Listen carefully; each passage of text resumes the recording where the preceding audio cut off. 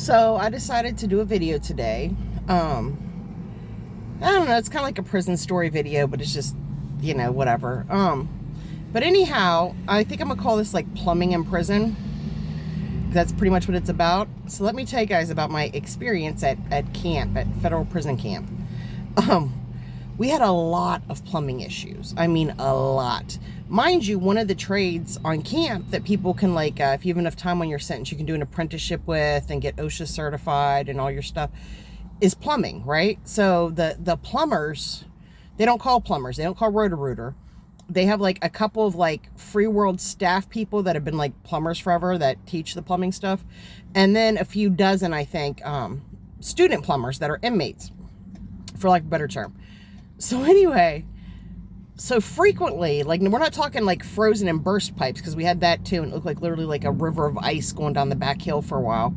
But a lot of times the hot water wouldn't work, the cold water wouldn't work. And in prison, you don't adjust shower temperature. You have no control over water pressure either. So generally your shower was either scalding hot or freezing cold. There'd be some days where it'd be a happy enough medium, but usually you're either going to get second-degree burns if you stand under the water for too long, or you're going to come out and feel like you're about hypothermic and you can't feel your fingers and toes or your face.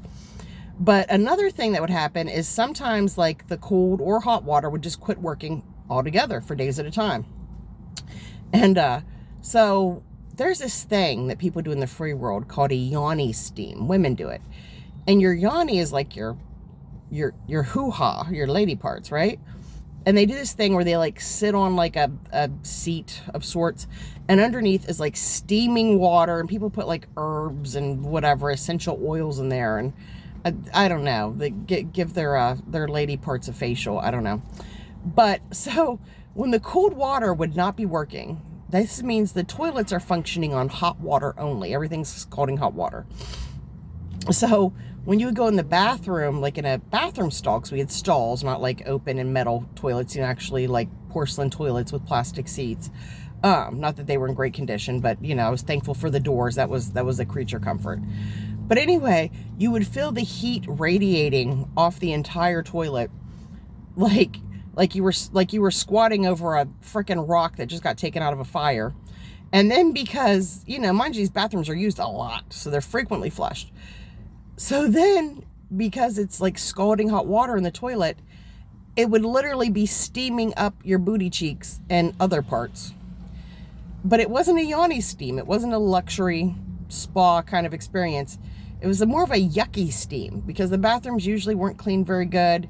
It was not uncommon that bodily fluids and whatnot were on the toilet seats, on the walls, sometimes on the floors. So you're in this, almost like an indoor porta potty, I guess you could compare it to, that has steam, extremely hot, moist air coming up at your parts from the inside. And when you flush it, and sometimes water pressure would be over the top, sometimes it'd be really bad, but when you flush it and the water pressure is really high, as you're fixing yourself to get out of the stall, you have this steaming hot water, little splashes of it hitting you.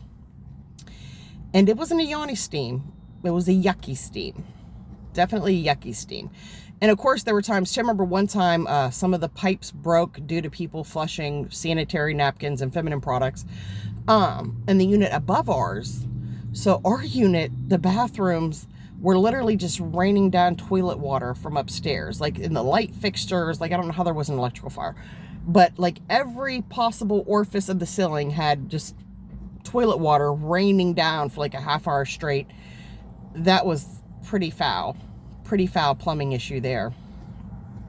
And then there were times where our toilets wouldn't flush for over 24 hours, and you have 120 women sharing roughly maybe 18, 20 toilets, and they're women. And some of them have bowel problems, some of them have bladder problems, some of them have endometriosis, and they're not very hygienic to begin with, these bathroom stalls, or some of the other people, quite frankly.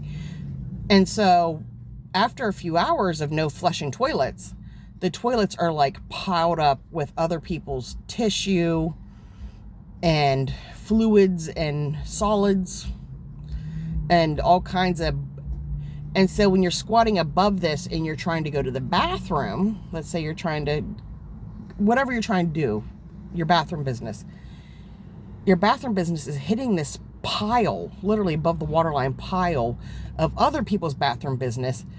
So little smidgens of that is splashing around as well. It's, ugh. So definitely, when I first got to Alderson, they sold flushable baby wipes on commissary for $2 for like a little teeny pack. But then they quit selling them because everyone was flushing such a high volume of them. They blamed that for some of the plumbing issues. Because again, this place had a lot of plumbing issues. But if you happen to end up at a facility that sells wipes, flushable or non, get them and stock the heck up. Because oh baby, there are gonna be times where it's gonna get real nasty in your world as an inmate, and you want to be as prepared for that as you can be.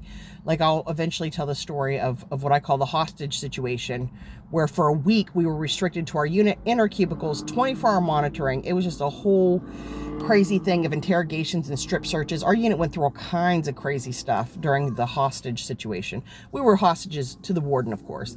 And during that time, we weren't allowed to shower. It was once every 3 days you could take a 6-minute shower. And if you got caught washing up in the bathroom, you'd get in trouble. And mind you, these are women, not just people, but women. And the AC was either freezing or sweat your butt off hot most of the time in the unit. It didn't matter what time of year it was. It would just kind of be one or the other at any given time. So you're sweaty, you got some lady things going on, you're a lady, and you can only wash up for 6 minutes every 3 days because the warden said that was legally the minimum she had to let us do. Baby wipes really came in handy during that time, let me tell you.